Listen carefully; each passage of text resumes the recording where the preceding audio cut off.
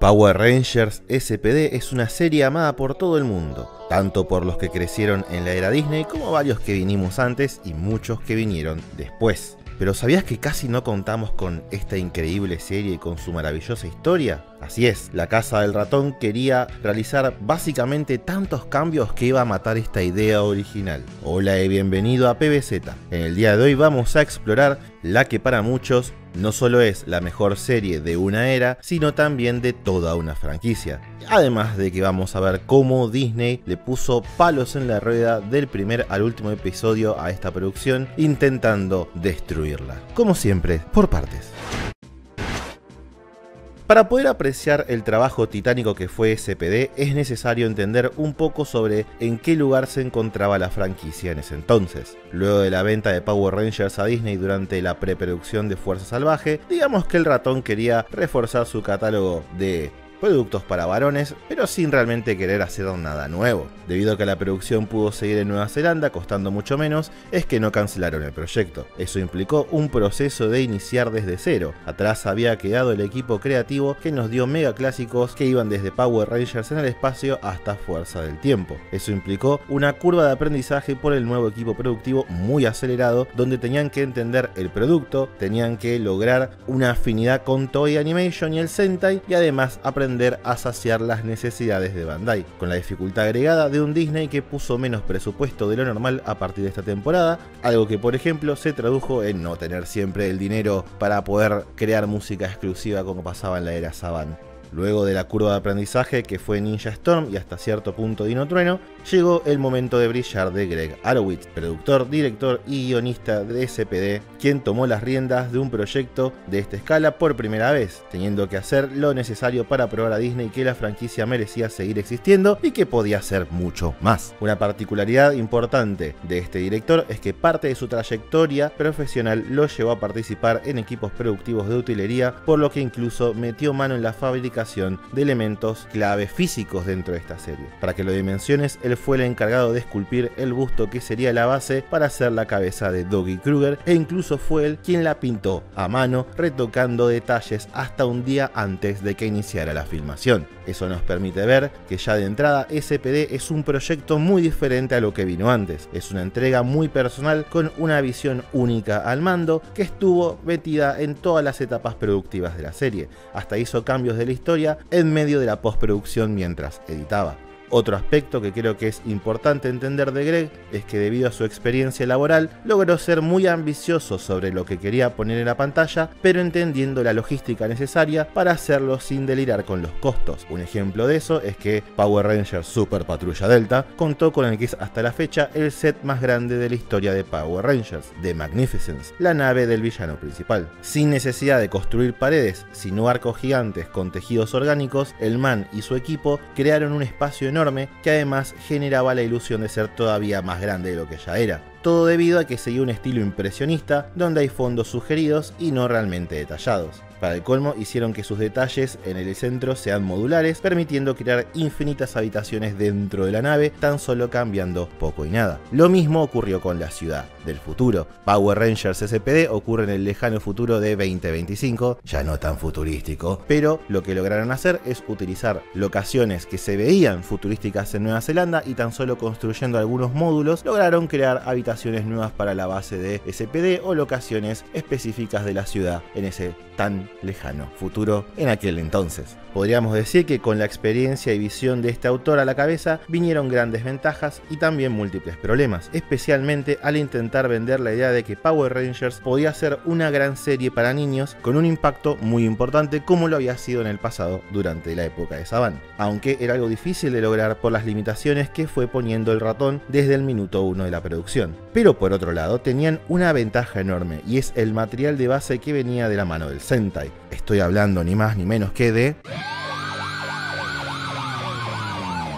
Una de las bendiciones que permitieron que SPD fuera la gran serie que conocemos hoy es que su material de base fue Special Police de Karenja, el Sentai número 28 de Japón, estrenado en 2004. Una serie tan sólida e impactante que no solo fue el único Sentai de la historia en ganar el premio mediático Seiyun Award, que se le otorga a la mejor obra de ciencia ficción del año en cine y televisión japonesa, sino que incluso 20 años después siguen saliendo películas y cameos de estos personajes por el amor que generaron en la audiencia original, como así también la nueva que fue construyendo a lo largo de los años. Esto fue tan así que en 2024 nos dieron hasta un nuevo power up para Deca Red. Voy a ser honesto, Karenja es genial. Si no la viste y te gusta SPD, te mereces verla. Es una suerte de hombres de negro en su trama al ser una policía espacial que lidia con aliens que viven en secreto entre los humanos. Algunas de las cuestiones que hacen que sea una gran base como material es la imponente estética de esta serie, siendo la primera en regresar a Swords hechos de forma práctica sin CGI, con combates muy dinámicos donde los Megazords están encubriéndose mientras se tirotean a través de los edificios, haciendo tomas muy dinámicas, y donde los efectos de computadora solo aparecen para hacer tomas que serían imposibles de realizar con el traje físico. Además también tenés ideas muy alocadas como, no sé, un robot sobre una moto, mirá esa maravilla. También tiene una ventaja, y es que todos los personajes son memorables y, si bien algo simples, logran destacar un montón. Es más, por ahí algo controversial de mi parte, pero para mí Deca Red es el personaje más irrelevante de los Rangers al momento de ver la serie, algo que no suele ser común en el Sentai. Otro aspecto positivo es que este Sentai es realmente flexible como material, ya que no existe discutiblemente un villano central, sino múltiples facciones y organizaciones criminales que abren la puerta a distintos misterios, tipos de historia y además estilo estético para los villanos, permitiendo que básicamente el equipo americano pueda hacer lo que quiera con la obra, y lo que ellos hicieron fue, bueno, centrar la gran mayoría de esos enemigos bajo un nuevo villano final.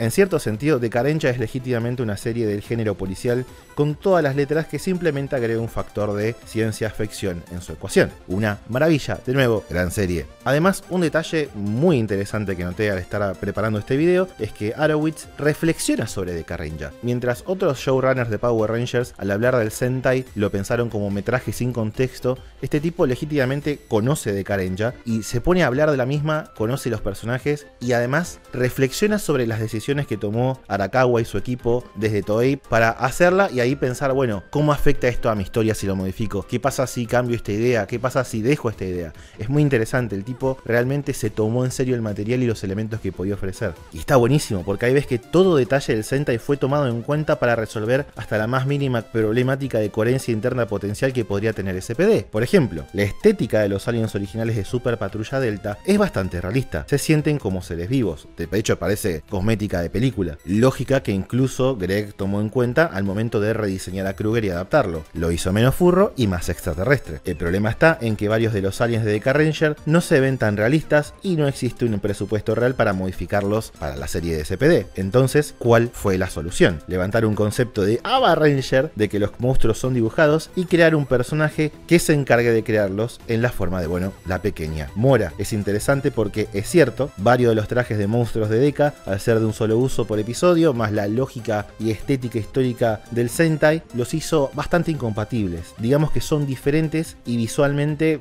se sienten de dos espacios diferentes. O sea, hasta los aliens de fondo de SPD manejan un cierto grado de realismo en su textura. Entonces, acá es muy fácil saber si un diseño le gustó o no a Greg en función de si es un dibujo o un alien real que viene a la Tierra. En términos de adaptación de ideas, la mayoría de las veces logran ser muy inteligentes al respecto. Por ejemplo, Deca Red es tu típico héroe genérico de sangre ardiente, compulsivo e imprudente. Lo odio. Pero a partir de ese lenguaje corporal tan movido, lograron traducirlo en un Jack que todavía no se adapta a luchar en SPD, sino que tiene un estilo de batalla más callejero por su vida como delincuente, creando, por lo menos para mí, a un mejor personaje. Incluso la rivalidad que existe con Deca Blue y Deca Red fueron los cimientos que permitieron la tensión entre Jack y Sky, ya no por ser un choque del arquetipo del impulsivo contra el arquetipo del tipo serio, sino por un conflicto de fondo vinculado con lo que significa el rol del Ranger rojo para el muchacho azul.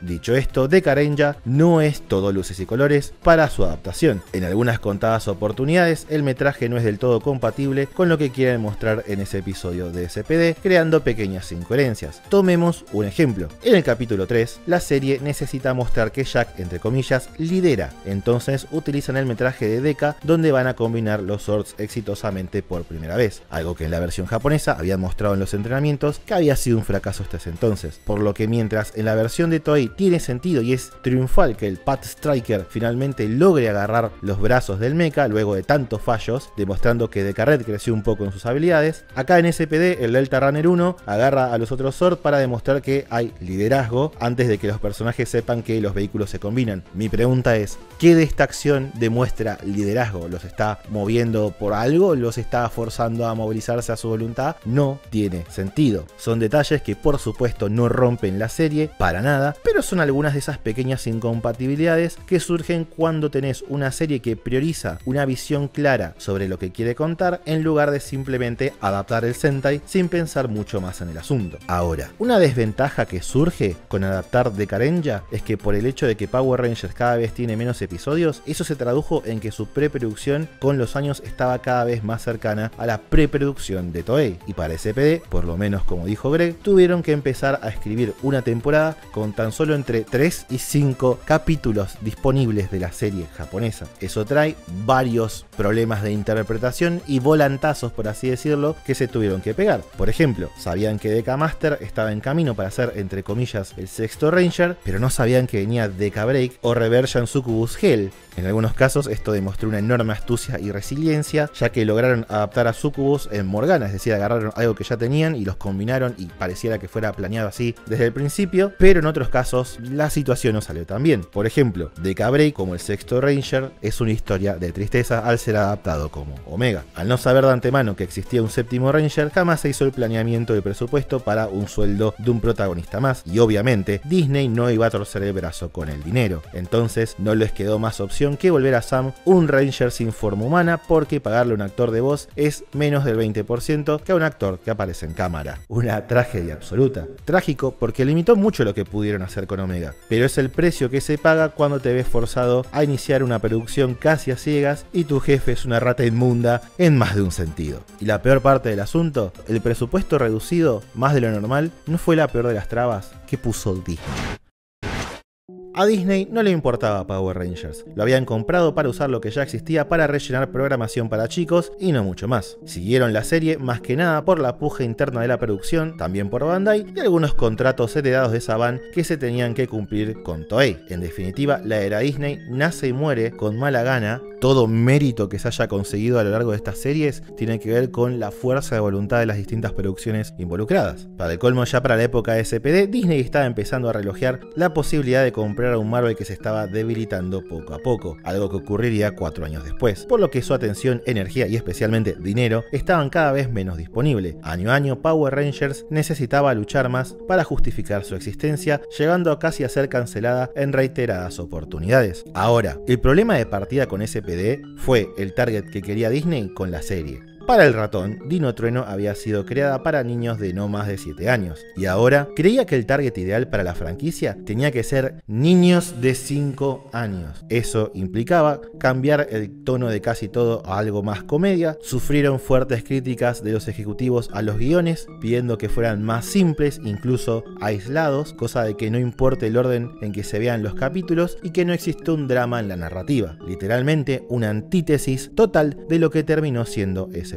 Gracias a la lucha de Greg y su equipo, lograron a lo largo de los 38 capítulos ganar la gran mayoría de los planteos que hizo Disney a partir de distintas soluciones prácticas y también argumentos. Por ejemplo, respecto al tono infantil de niños de 5 años, Greg planteó que Star Wars había salido para infantes de todas las edades y que por eso no es colorido o feliz como Barney el dinosaurio. Tiene aventura, tiene drama, tiene comedia y puede navegar desde ideas simples a conceptos complejos. Su argumento era que SPD tuviera la misma filosofía. decía que si una película de los 70s no lo había subestimado a él hace tantos años, tampoco deberían hacerlo ellos con el público de los años 2000 en adelante. Otro planteo es que a Disney le preocupaba que los Rangers tuvieran armas, porque Disney, a pesar de ser, policías. Por suerte, con el metraje japonés, Disney no pudo discutir porque eso ya venía con Decca y quitarlo sería una fortuna. Pero, para poder darle armas propias a los Rangers en su forma civil, Greg y el equipo de props pasaron noches enteras, no pagas por cierto, diseñando armas que sean poco convencionales y no se asocie fácilmente a una pistola tradicional. Así nacieron los SPD Laser Firearms, armas recontra únicas que sirven como linternas y herramientas defensivas de ser necesario, guiño guiño, herramientas. Así hay un montón de cosas, desde filmar primeros planos nuevos de algunos ataques para reemplazar los de Decca Ranger para que no se vean tan violentos, o en la edición cortar el momento en que los golpes hacen contacto con los Rangers. Un millón de cosas que Greg fue enlistando que realmente son inconcebibles, y en varias oportunidades eran cuestiones que ponían en riesgo la historia. Otro ejemplo más de esto: unos ejecutivos de Disney no querían que los Rangers se vieran en sus trajes sin cascos. ¿Por qué? O incluso, luego de ver el episodio 3, fueron al set pidiendo que regrabaran cosas del capítulo 5 en adelante porque Sky se veía muy formal y estoico al tener todos los botones del uniforme abrochados. No puede ser, hermano. Y querían que fuera menos apático con sus compañeros porque así como estaba, se corría el riesgo de que los niños no lo quisieran. Y es como, amigo, de eso se trata el arco del personaje. ¿Por qué no entendés al personaje? Por suerte, nuevamente el equipo de Greg los logró convencer, Dios sepa cómo, donde de hecho, acá inclusive la tesis central de esta serie estuvo en peligro, y hasta el último episodio Disney intentó cambiar la historia, y nuevamente es medio un milagro que ganaran esa batalla corporativa, porque dicho hilo central es lo que hace especial a SPD, y también discutiblemente la mejor serie de una era. ¿Cuál es la esencia de Power Rangers SPD? ¿Cuál es el arco macro que cubre sutilmente toda la historia? Es una respuesta que no muchas series dentro y fuera de la franquicia pueden responder, pero la Space Patrol Delta sí. Al ser una historia con tanto control en una sola persona, la visión de este muchacho es lo que guía la obra. Y lo interesante acá es que la tesis final de Power Rangers SPD nace de dos inspiraciones personales. Lo primero es el odio de Greg de cómo se manejaban mayormente los poderes de la franquicia casi siempre. Y en segundo lugar, su experiencia profesional de lo duro que es escalar el sistema corporativo creativo para finalmente poder contar una historia que fuera suya. Ambas cuestiones se pueden cerrar en una sola idea: esfuerzo. Power Rangers SPD quiere presentar la idea de que el poder, el ser un héroe, el ser un Ranger, no es algo que te debe caer del cielo, es algo que los personajes deben ganar a través del esfuerzo, la perseverancia y que sobre todas las cosas lleva tiempo. La historia lo presenta de una forma brillante, creando al Escuadrón A como los Rangers de élite que misteriosamente desaparecen, y nuestro pobre Escuadrón B, del que nadie espera nada y que consiguen sus poderes aunque todavía no estén listos, deben ganárselo, deben ganarse el respeto de la gente y deben ganar confianza en sí mismos. Además, todos los personajes, especialmente Jack y Sky, deben crecer para realmente volverse Rangers, algo que para la serie es más que poder transformarse. Y a través de estos personajes presentar a los infantes de la audiencia la idea sobre la responsabilidad que viene con el poder, algo que el director planteó faltaba bastante en Power Rangers. Es más, un detalle muy lindo es que técnicamente para todo el equipo creativo e incluso los actores, los Rangers del Escuadrón B se vuelven Power Rangers con todas las letras en el anteúltimo capítulo. También otro aspecto interesante es que todo este mensaje se lo plantea de múltiples maneras. Muchas veces dar un paso para ser digno de ser un Ranger implica el crecimiento personal de entender qué es ser un líder o que existe otro puesto que también importa. Y en otras oportunidades es matarse entrenando con un desquiciado que quiere que des el 350%. Entonces nada en SPD es gratis o cae del cielo. Viene como una recompensa de un esfuerzo previo o con un alto costo a pagar a largo plazo. Hace que todos y cada uno de los assets heredados de Decca Ranger se sientan memorables. Cada uno tiene detrás de la historia un logro y un sacrificio. Por ejemplo, cada vez que activan en pantalla el modo SWAT, vos como audiencia sabés que lo merecen utilizar porque pasaron un infierno entrenando con Silverback y Cut. Incluso la decisión de que los Rangers en el capítulo 1 no se transformen apela a este mensaje temático. Ver esos trajes en acción se vuelve una recompensa para los personajes y la audiencia por tener paciencia. Detalles así, decisiones de ese estilo, es lo que hacen que esta serie sea tan especial y tan densa en el mejor sentido de la palabra temáticamente. Dicho esto, no todos los personajes personajes e historia tienen la misma oportunidad de brillar. Jack es un ladrón con el corazón de oro, un tipo con mucho talento que no puede ver su lugar como líder y que en un principio, cuando le dan el poder, su falta de disciplina hace que no pueda demostrar su potencial. Es excelente como a lo largo de la serie empieza con una relación de maestro-alumno con Kruger, como el resto de los Rangers, pero en el caso del muchacho rojo, Doggy se vuelve más como una figura paterna, la primera persona en su vida que apuesta siempre por él. Por ejemplo, en un episodio en el que Jack le toca luchar contra un espadachín muy poderoso y no se siente capaz de derrotarlo a pesar de que Kruger le insiste que está listo. Jack en su inseguridad quiere el sable sombra, su mentor se lo entrega, consigue la victoria y al final descubre que era una copia falsa, siendo la única forma en la que Kruger le pudo demostrar que es un excelente guerrero y que las herramientas a su disposición no tienen nada que ver con su victoria, son solo accesorios del poder que Jack está forjando entrenando día a día. Es una maravilla. Sky, por su parte, es increíble, por lejos el mejor Ranger azul de toda la franquicia. Lo bueno de Sky es que en un inicio empieza como un estereotipo estoico y egocéntrico como su contraparte Sentai, pero lentamente va develando su pasado hasta que entendemos que su obsesión con ser el Ranger rojo no pasa por una cuestión de ser el mejor, sino porque quiere ser digno de la memoria de su padre, un Ranger rojo del pasado. Que no es West, simplemente no quedaba plata para hacer trajes nuevos. Además, Sky tiene los mejores momentos de la serie, la instancia donde descubre que Jack es un Ranger digno, o el momento en que llora cuando sabe más en detalle sobre el destino de su padre y el villano se mueve a través de sus lágrimas utilizando el reflejo para escapar. Cine absoluto. Bridge es sumamente simple, el alivio cómico de la serie, en varios sentidos, y si bien no tiene un arco de crecimiento per se, su excentricismo lo vuelve ridículamente memorable e inesperadamente es fundamental para resolver los distintos casos, cayendo en el tropo del que ve los detalles ocultos al no pensar de una forma tan ortodoxa. Zeta, por su parte, es interesante porque tiene dos elementos que hacen a su personaje. En primer lugar, siente desde un principio que quiere un mundo mejor e intenta encontrar el punto donde pueda hacerlo, siendo SPD esa organización que le permite cumplir su objetivo. Lo que viene acá es que en los primeros episodios ese querer pertenecer hace que tenga algo de roces con Jack, su mejor amigo, quien tardó mucho más en adaptarse y entender la importancia de su tarea con la Patrulla Delta. En una segunda instancia, medio explicando el simbolismo de sus poderes, aprendemos que Zeta siempre fue una chica muy solitaria y que ese choque con Jack implicó tensionar su primer vínculo, pero también crear nuevos dentro de SPD, especialmente con Kruger al enterarse que el perro le salvó la vida a la chica. Lo que le juega en contra a Zeta es que ese sutil desarrollo de soledad es dejado de lado muy al principio de la historia, luego de resolver lo de Sam, y el vínculo con Kruger no llega a ningún lado. Si quitas el episodio donde lo revelan, no cambia absolutamente nada de la serie. Después tenemos a Sid, que bueno, existe, es la chica bien, fuera de ser la más boluda tal vez, pero al mismo tiempo la más correcta con lo que son los reglamentos, y un roce con Jack cayendo en la lógica de niña rica conoce a sujeto pobre que ni sabe la fecha de su cumpleaños. No hace mucho realmente, es como que son varias ideas sueltas que nunca se focalizan para crear un personaje memorable. Y es una verdadera lástima porque su versión japonesa, Umeko, es discutiblemente la Ranger más memorable del equipo, no por ser compleja, sino porque es el alivio cómico y le da mucha vida a las escenas. En un sentido es inadaptable porque a diferencia de las producciones japonesas, donde puede pasarse de lo absurdo a lo serio en 2 segundos, hacer que Sid caiga en ese arquetipo con el mismo estilo de comedia se sentiría muy fuera de lugar. Una tristeza que no encontraron nada nuevo que reemplace a Umeko. Y finalmente tenemos a Sam, que en todo sentido de la palabra es el eslabón más débil de la serie. Al no poder tener un actor frente a la cámara, se vuelve difícil sostener escenas con otros personajes por fuera de la acción. Considerando que no existían opciones de contratar a alguien más, no se me ocurra otra manera de que pudieran haberlo encarado,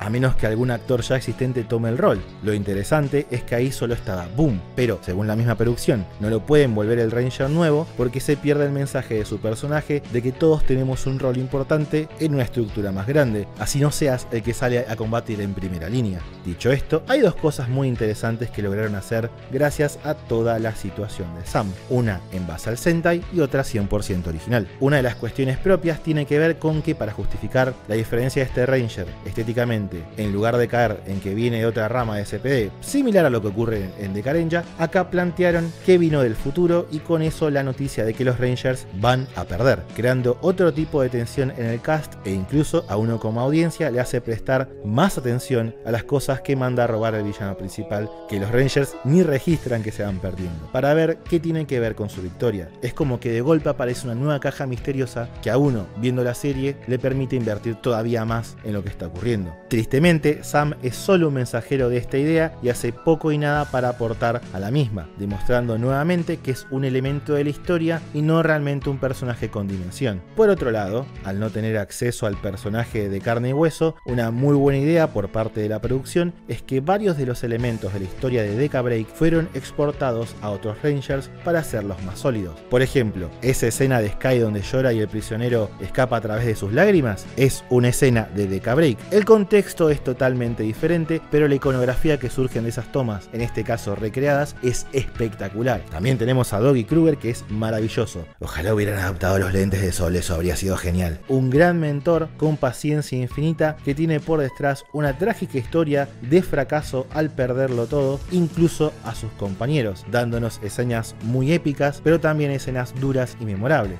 Por ahí lo más débil de la serie son los villanos, porque si bien Mora es carismática y también Morgana, nunca sabemos por qué no quiere ser adulta o la verdadera naturaleza de sus poderes. Es como que no hay un origen, un génesis. Ahí te das cuenta de que es un personaje que nace por una cuestión operativa y no por una cuestión narrativa. Groom, por su parte, es muy imponente y está bueno que cada tanto se pudre y baja el mismo a generar caos para conseguir la atención de SPD mientras sus secuaces hacen otras cosas, demostrando astucia. Pero fuera de eso no hay mucho más. No hay una motivación del todo clara y que revelen casi al final que es en realidad un sirviente de una criatura mega genérica tampoco ayuda mucho. Se siente forzado, si bien siempre estuvo la intención de que esa fuera la idea en la historia. Broodwin, por su parte, es una maravilla. Un mercenario con todas las letras que solo le importa el dinero. Sencillo y efectivo, y además los Crybots que trae con él, exportados de Decarenja, con sus distintos rangos, son uno de los patrulleros más memorables e interesantes y complejos, al de nuevo tener distintos niveles de complejidad, distintos niveles de inteligencia y también distintos niveles de logros. Muchos de estos Crybots logran cosas, cumplen sus objetivos. Así hay un millón de detalles que hacen que esta serie sea una maravilla. A primera vista que SPD saliera tan bien parece un milagro. Onda, el presupuesto había sido reducido, los ejecutivos de arriba querían una serie básica para nenes sin historia, no se conocía el destino final del Sentai, así que tenían que estar haciendo cambios bruscos durante la producción y muchas cosas más. Realmente una fórmula para el desastre donde en todo momento SPD como lo conocemos casi muere. Pero no fue un milagro, fue un esfuerzo enorme por parte del director y su equipo que querían hacer algo especial. Tanto así que cada vez que alguien de la producción habla te cuenta cómo muchas veces trabajaron horas extras gratis para poder hacer las cosas un poco más potentes, un tanto más impactantes. Desde el equipo de maquillaje que hizo trabajo mucho más elaborado de lo que les habían pagado, hasta los prop masters que pasaron fines de semana enteros con Greg construyendo y pintando cosas para que se vean lo mejor posible. Hasta los mismos actores hicieron horas extra gratis para que las escenas se vean inolvidables, quedando totalmente destruidos después. SPD es brillante, una celebración de Power Rangers al incluso de forma sutil conmemorar su continuidad tomando elementos del pasado agregándolos de forma orgánica en la historia,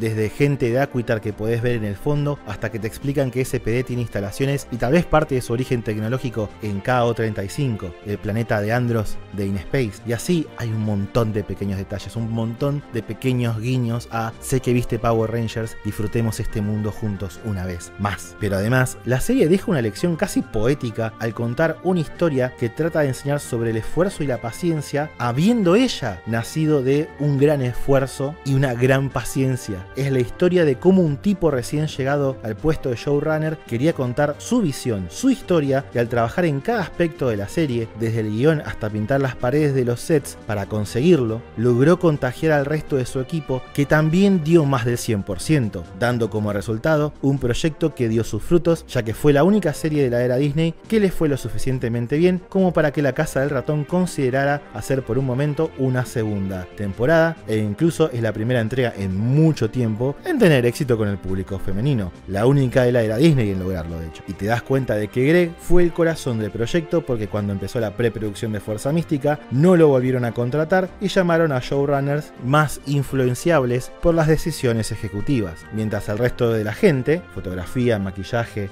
directores de acción y demás, son los mismos de CPD. Y seamos honestos, ni Fuerza Mística, ni Furia Animal, y ni hablar de Operación Sobrecarga, se sienten de la misma manera que la Super Patrulla Delta, y solo cambió una persona. Así que nada, andá y mirá Power Rangers CPD con los ojos de un adulto, porque te vas a sorprender del maravilloso trabajo que hicieron. No solo porque es excelente, sino porque esa excelencia es el resultado de la lucha y el esfuerzo de un equipo que sabía y demostró que Power Rangers podía hacer más, y se animó a llevarlo a otro nivel, evitando que esta gran visión muera.